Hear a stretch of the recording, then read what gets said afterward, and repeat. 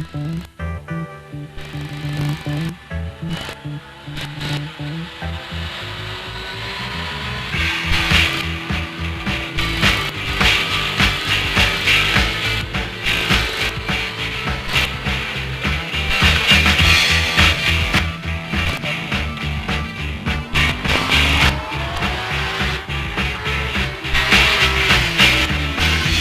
qui nous a amené à engager une moto aux 24 heures du Mans, c'est avant tout la passion. Il y a une quinzaine d'années, j'étais pilote en championnats nationaux. J'avais déjà donc cette passion qui est restée absolument intacte, bien que maintenant la situation a changé. Ça fait 10 ans qu'on prépare une moto pour les 24 heures du Mans et parfois pour le Boulder. Ça fait donc 10 ans qu'on s'engage. Et bien pour cette année, pour l'épreuve des 24 heures du Mans 1994, nous avions choisi de mettre le paquet. De mettre le paquet en investissement et de mettre le paquet dans la préparation pour voir si, en mettant ce paquet, on pouvait vraiment espérer finir dans de très bonnes places. Et il s'est trouvé que depuis un an, nous avons un nouveau mécanicien qui travaille dans la concession, qui s'appelle André Capron, et qui vient tout simplement de chez TKF, Team Kawasaki France, où il a travaillé pendant 6 ans, et où il était d'ailleurs, lors des 2 dernières années, le motoriste, c'est-à-dire qu'il préparait le moteur des Kawasaki championnes du monde en endurance. Eh bien, quelle a été notre recette pour faire 4e aux 24 heures du Mans cette année, en 1994 ? Voilà, nous avons pris une Suzuki 750 GSX-R d'origine, c'est une moto sportive, vendue dans le commerce, que nous avons entièrement préparée dans nos locaux. En quoi consistait le gros de la préparation ? Bien sûr, diminuer le poids, c'est une machine qui fait 209 kg au départ, vendue dans le commerce, et qui faisait sur la bascule des 24 heures du Mans 175 kg. Il y a également une préparation moteur importante, il faut augmenter la puissance. Cette puissance est augmentée en adaptant un kit Racing, vendu dans le team Suzuki. Et ensuite, la grosse opération est de faire de sorte que tous les changements rapides, tous les arrêts dans les stands soient les moins longs possibles. Et c'est sur tous ces points que André a travaillé. Voilà, sur une moto de série, une roue arrière, pour changer une roue arrière telle que celle-ci, rien n'est fait pour une intervention rapide. Je veux dire par là, ça ne présente pas un intérêt majeur, on a le temps de changer une roue. Donc à partir du moment où vous retirez la broche de roue et vous retirez la roue, il y a des entretoises là qui ne sont pas emprisonnées, qui tombent par terre, et alors l'étrier qui lui n'est pas solidaire du bras oscillant. Tous ces petits traquages, je dirais, sont donc à améliorer sur une moto d'endurance à laquelle on doit passer le minimum de temps pour la changer. Ce qui veut dire que les entretoises de roue, la broche ou même l'étrier de frein doit être solidaire d'une partie ou d'une autre, de manière à ce que quand on retire la roue, tout reste en place. C'est pourquoi sur la moto d'endurance qui était juste à côté, tout ce qui est écrou et entretoise et étrier de frein est devenu solidaire soit de la roue, soit du bras oscillant, de manière à ce qu'on retire la roue en un minimum de temps et on peut la remettre. La personne retire la broche avec la déboulonneuse, l'autre personne retire la roue et la remet de longtemps. Cette opération qui peut paraître simple, de démonter cette roue arrière et de la remettre, ça paraît si simple, c'est vrai. En fait, a coûté environ 50 heures de travail, de modification.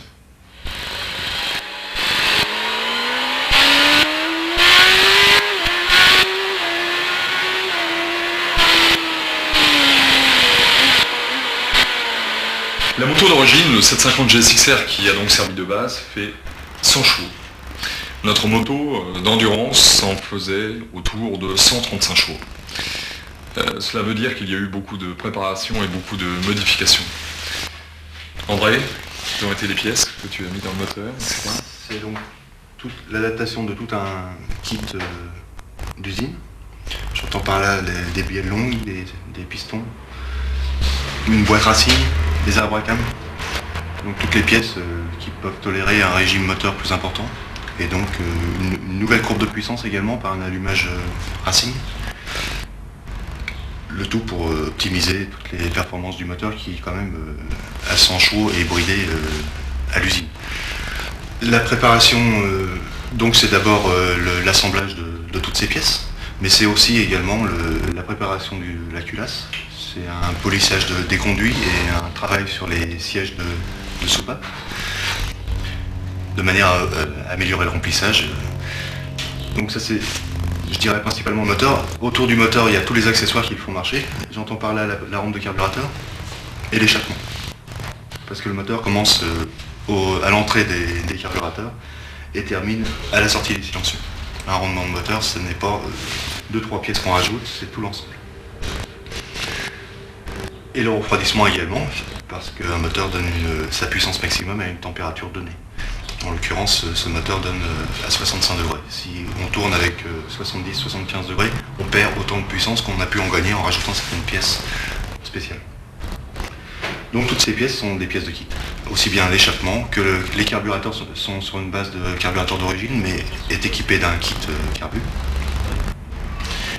Et sur la piste, il est important évidemment d'optimiser cette carburation, de manière à ce que le moteur puisse développer sa puissance.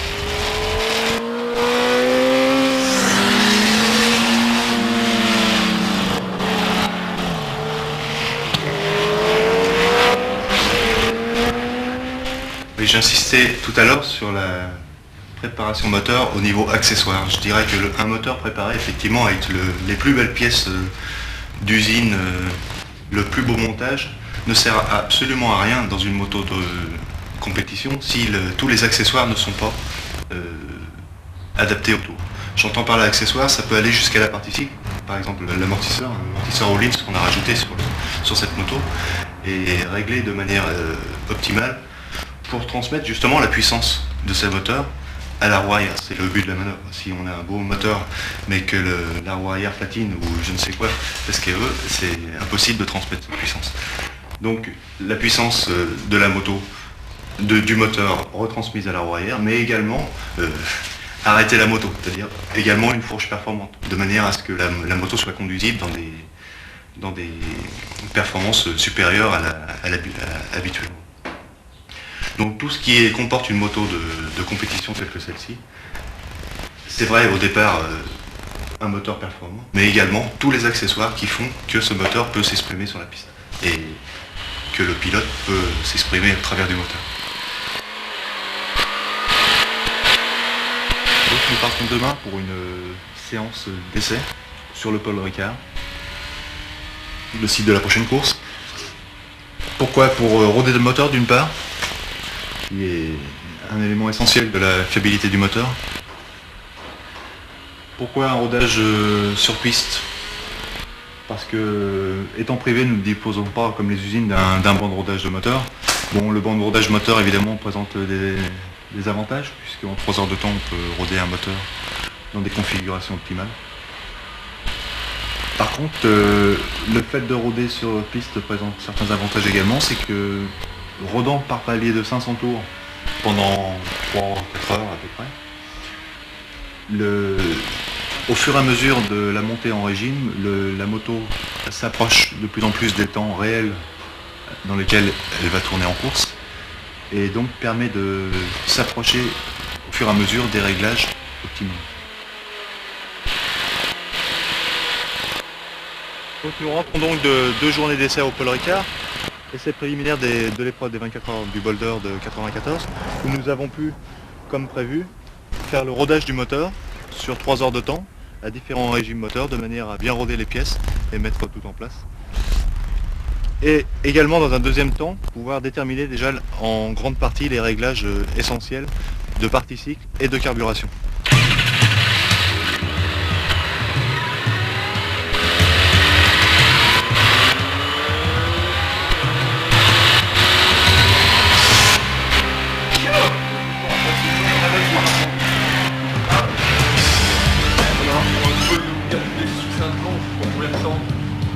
C'est bon.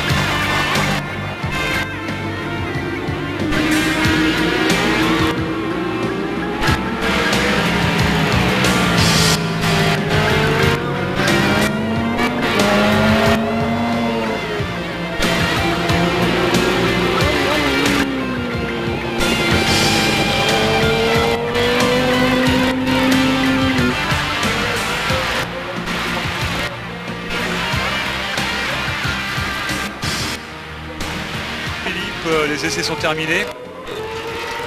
Es-tu satisfait? Je pense que oui. Tu es satisfait?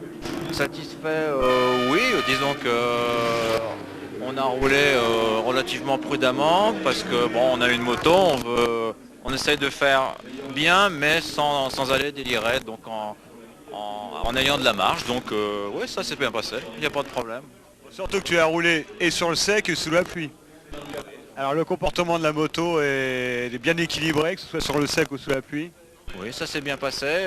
Bon, bah, je suis parti en pneu pluie, c'était encore complètement humide. Et ça se passait bien. J'ai essayé de faire ce que je pouvais. Et puis après, quand je suis rentré, j'ai passé le relais à... Je crois que c'est Georges Furling qui est reparti après. Les conditions avaient un petit peu changé, mais on a pu voir ce que ça donnerait si vraiment il pleut. Donc on ne sera pas surpris de partir en pneu pluie. On a vu comment ça se passait. Bon, bah, il n'y a pas de problème. Ouais. La moto dans l'ensemble se comporte très bien, ils ont énormément travaillé sur le châssis, sur le moteur. Pour l'instant tout va bien. Bon, la piste était humide donc on n'a pas fait de temps, on a fait le temps ce matin. Enfin on est confiant pour la course. Pas de problème donc. Aucun problème particulier. Et tu souhaiterais des améliorations par rapport à demain?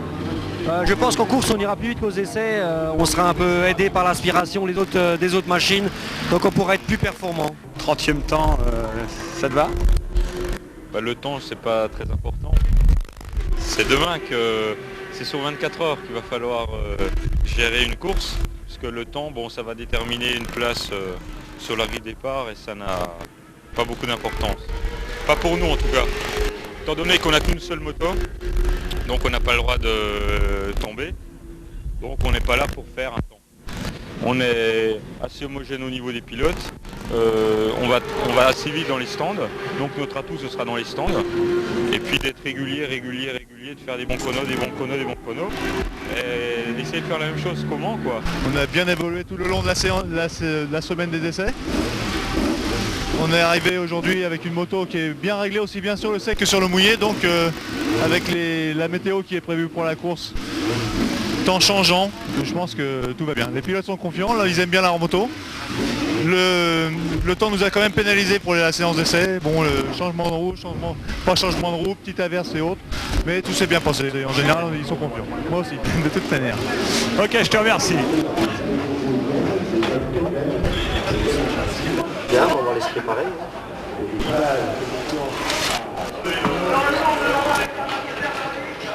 Comment être la pendule alors? S'il y a un problème quelconque, on fait signe. Voilà, signe de stand, signe sur la moto, qu'il y a un problème avec la moto. Bien que, ouais, mais les signes, on va être...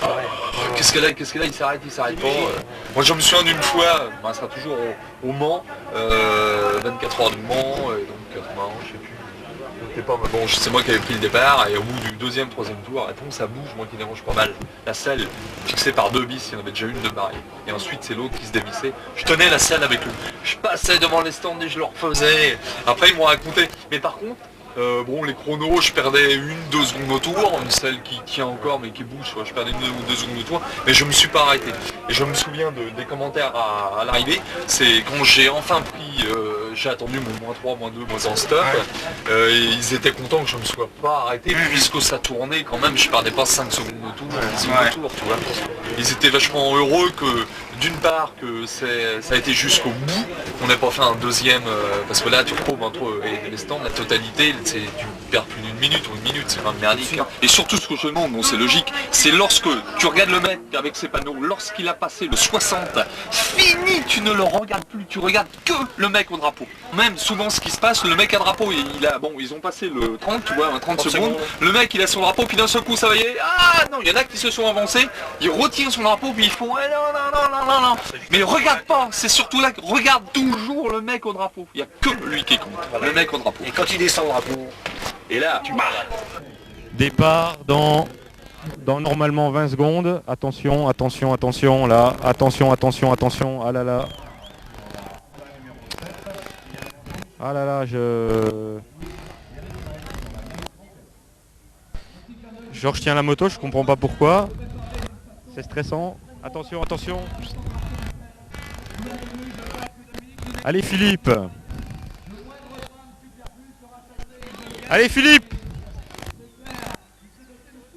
Philippe, prépare-toi là, va falloir partir vite là. Attention. Attention.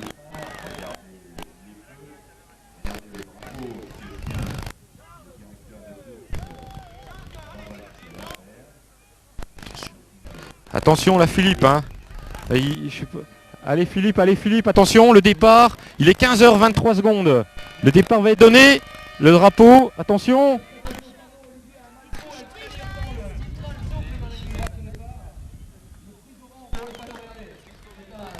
Il est là le drapeau, hein. Il est là le drapeau.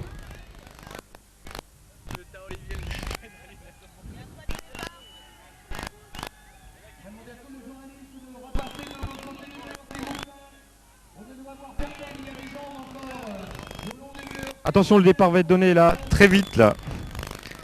Il est 15h01.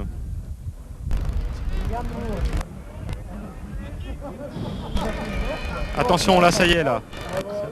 30 secondes. Philippe. Ah là, il y a problème, hein. 15h01, 25 secondes. Ça y est, c'est parti. Allez Philippe. Ça y est, vite. Ouais, super départ de Philippe, super. Extra, super départ. Extra. Fantastique. Ah là, super.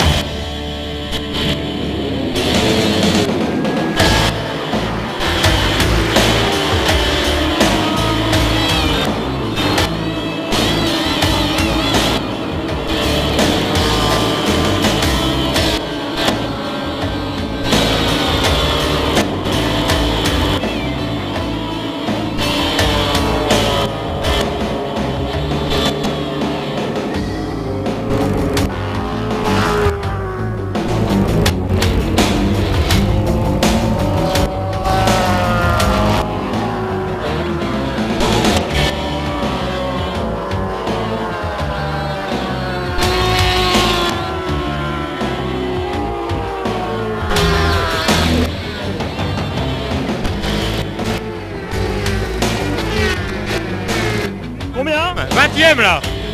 20e premier tour, c'est rêvé. C'est très bien. On a gagné 11 places dans le premier tour, c'est très bien. Oui, en fait, c'est quand même ce qu'on avait prévu. Ce qu'on avait dit, c'est vrai que notre 31e place ne reflétait pas vraiment la valeur de l'équipe, de l'équipage. Et on avait même prévu de finir le relais entre pas loin de la 20e place, voire même entre 17 et 20e. Donc c'est bien, mais c'est relativement normal. La prochaine échéance, c'est le prochain relais pour l'instant. La prochaine échéance, c'est la prochaine minute qui sera suivie de la deuxième minute, de la troisième et 24 heures comme ça. C'est déjà dur, mais ça va être de moins en moins vivable sûrement. Mais tellement beau. Ça s'est bien passé. Là, cette fois-ci, je suis pas parti. J'ai pas regardé la lune, donc je suis parti à peu près bien. Malgré que j'ai quand même un peu oublié de faire tirer la première, qui est très longue. Je me suis demandé si j'étais pas en deuxième. Alors j'ai retombé, ça m'a fait perdre un petit peu de temps, mais bon, je me suis retrouvé dans le paquet pas trop mal. J'étais avec les Suzuki d'usine et j'ai vu que ça se passait bien. Bon, après les Suzuki sont partis devant, je me suis retrouvé assez souvent tout seul, et puis après j'ai bagarré avec la numéro 69, Patrice Perrin, Motovirus. Donc, c'est comme ça, on a bien fait une dizaine de tours ensemble. Après j'ai réussi à prendre le large. Puis bon, il y a eu quelques chutes, tout. Ça s'est bien passé. On a traversé le premier relais sans problème. Quelles étaient les consignes d'Alain pour le tout début de course? Il y avait pas vraiment de consignes. C'était quand même d'essayer de se faire voir au cas où il y avait la télé. En fin de compte, je peux pas dire que j'ai fait exprès. Je me suis retrouvé avec les Suzuki d'usine, donc c'était super. J'étais très content. Et puis après ils ont pris le large dans la ligne droite, mais bon, il n'y avait pas vraiment de consignes, faire le mieux possible, et puis surtout pas tomber, quoi. Alors justement là, 76 par rapport au plateau présent, là je crois que maintenant tu connais les qualités de la machine et tu peux la situer parmi le peloton. Oui, je pense qu'on sera dans les 15 si on continue comme ça bientôt, et puis avec la nuit et tout, si on passe au travers de tous les dangers, il n'y a pas de raison qu'on ne soit pas mieux placé par la suite, hein. position ce matin dans les 15, c'est bon. Après, ça va se faire tout seul.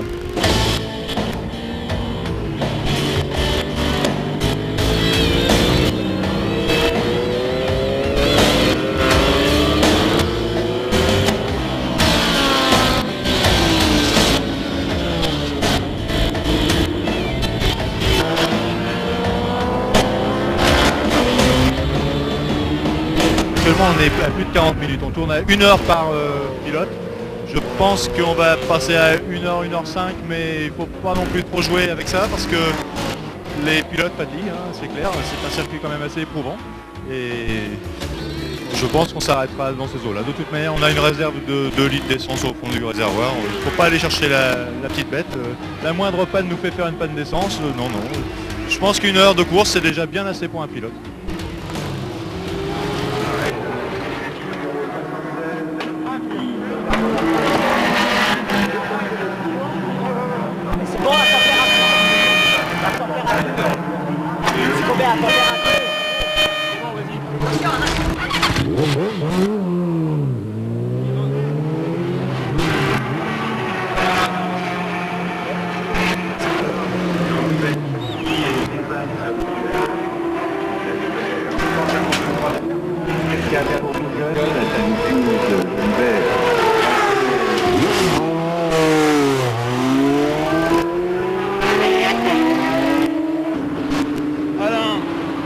Le tableau de marche là.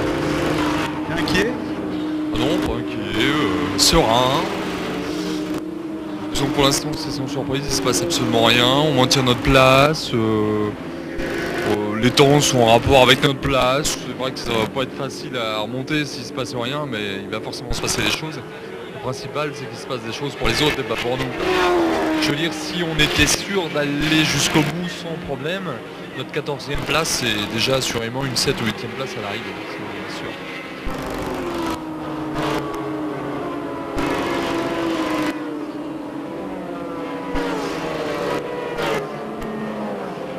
La piste est propre, pour l'instant pas de traces d'huile. Il y a toujours des rafales de vent, ça nous gêne un peu, mais enfin on roule un peu en dessous de ce qu'on pourrait rouler pour justement sécuriser au niveau du vent. De toute façon, on a toute la nuit pour progresser. J'espère que demain matin, on aura gagné un peu de terrain. On verra au petit jour.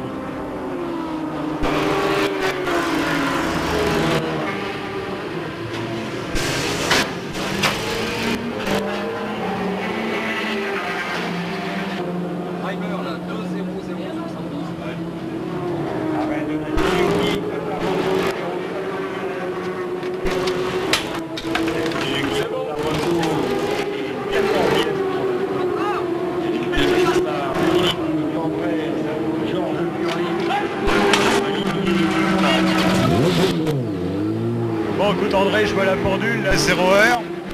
Ça fait 9 heures de course. C'est conforme à tes espérances? Oui, parce que les conditions météo sont pas terribles.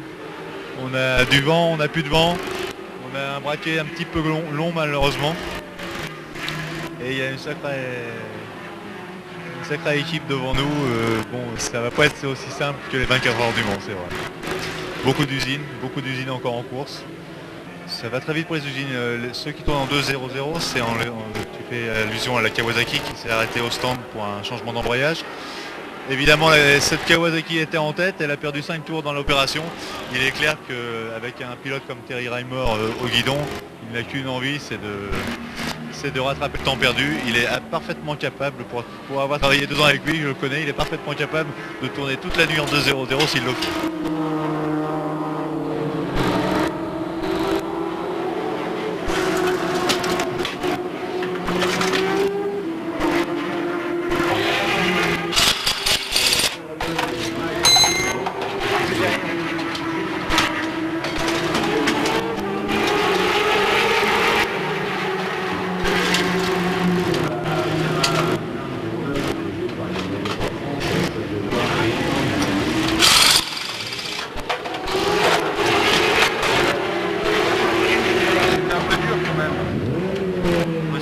Fatigante quoi.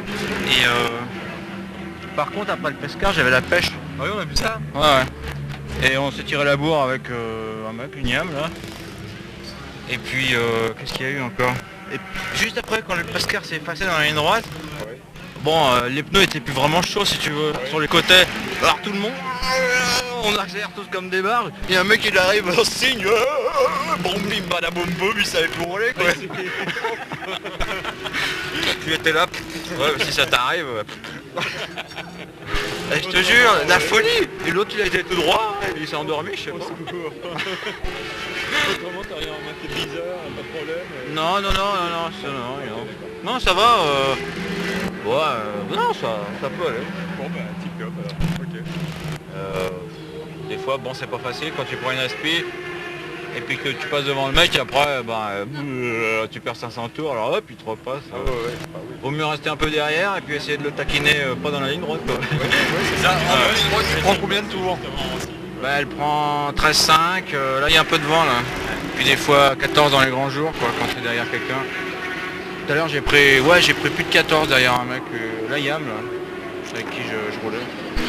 On a changé le braquet parce que le vent est tombé et on tirait vraiment trop long dans la ligne droite. C'est-à-dire qu'il passait la 6 mais ça servait quasiment à rien. Alors j'ai pensé que c'était préférable de perdre un petit peu de temps pour raccourcir le braquet de manière à en gagner plus tard dans les prochains relais.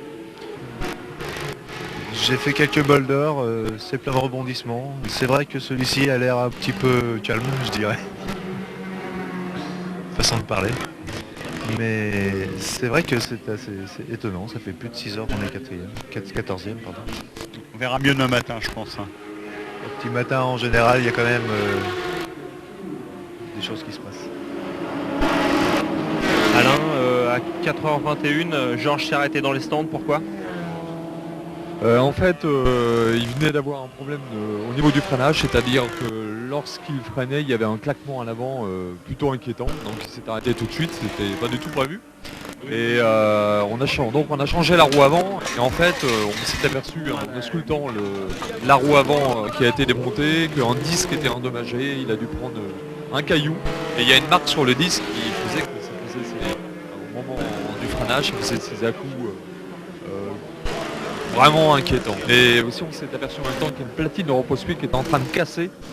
Comme on n'était pas prêt à la changer, évidemment on ne l'a pas changée, mais on va être obligé aussi de la changer, on va sûrement en perdre un tour par là.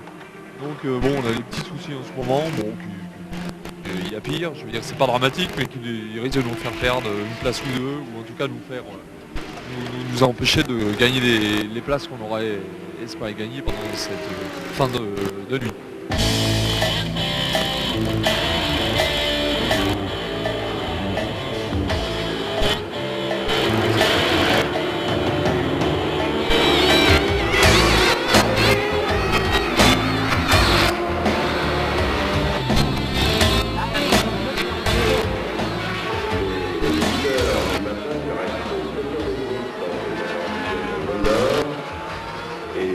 Alors c'était arrivé où ça?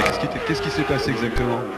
La moto a commencé à ratatouiller et puis je croyais avoir de quoi faire un tour et arrivé dans Signe, elle s'est presque arrêtée et après c'est totalement arrêté, donc j'ai poussé et puis voilà, des problèmes de batterie quoi. Problème d'alternateur plutôt. L'alternateur charge plus, alors la batterie tient pas longtemps. Et donc on a décidé au bout de 3-4 batteries de changer tout simplement l'alternateur. Tout simplement façon de parler puisque c'est une opération assez longue, on a perdu quand même un quart d'heure je crois. Ouais, 10 minutes, un quart d'heure disons, et puis c'est pour ça qu'on hésitait à le faire. Mais changer la batterie c'était... Au cumul c'était à peu près le même résultat et ça a énervé les gens et tout. Bon là je crois que la panne est résolue. Je souhaite que la panne soit résolue mais je pense oui. Je suis reparti super motivé. J'avais tellement les nerfs d'avoir poussé que je me suis mis à bien rouler quoi, à faire des bons chronos. Puis bon il n'y a que les usines qui me passaient, autrement j'arrivais à peu près à me motiver. À un moment j'étais derrière Christian Saron et bon il tirait pas à fond dans la ligne droite mais j'ai fait peut-être 2-3 tours. Puis après avec les attardés, hop il est passé devant, il est parti, c'était rigolo. On s'amuse de rien. Tu sais que t'es passé en tête des TT1 quand même. Ouais c'est super ça, ouais. On va pouvoir avoir une coupe.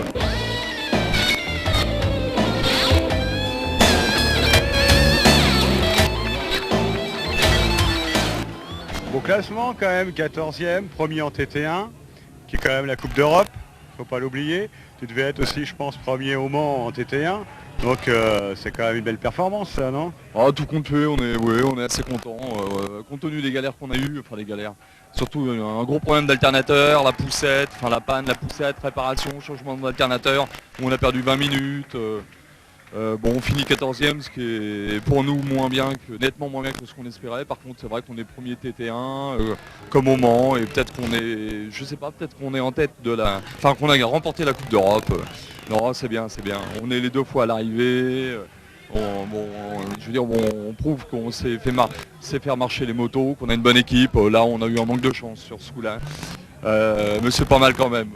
C'est content. Non, mais ça, c'est l'année prochaine, je suppose quand même, non? Au bol? Bah au Mans, au bol. Au Mans sûr, ouais. Bol, je sais pas. Sur une nouvelle machine? Ça sera, oui, encore une Suzuki, une 750 Suzuki, mais une nouvelle, ouais, la SP. Qui sera donc un peu plus performante encore, ça va être bien. Et en Superbike ou Oh, ce sera, je pense, en Superbike, là, ouais. Je sais pas encore, j'ai pas encore pensé à ça, on verra bien. Non, mais c'est bien, on est content. Ok, merci. My curtain call. You brought me fame and fortune and everything that goes with it. I thank you all, but it's been no bed of roses, no pleasure cruel.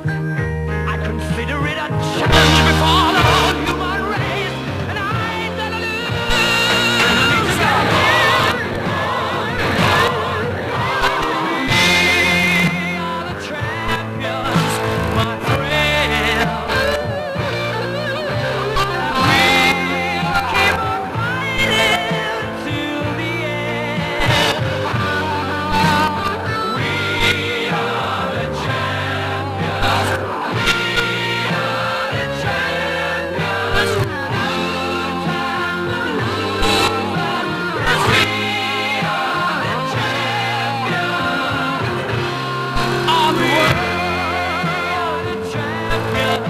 My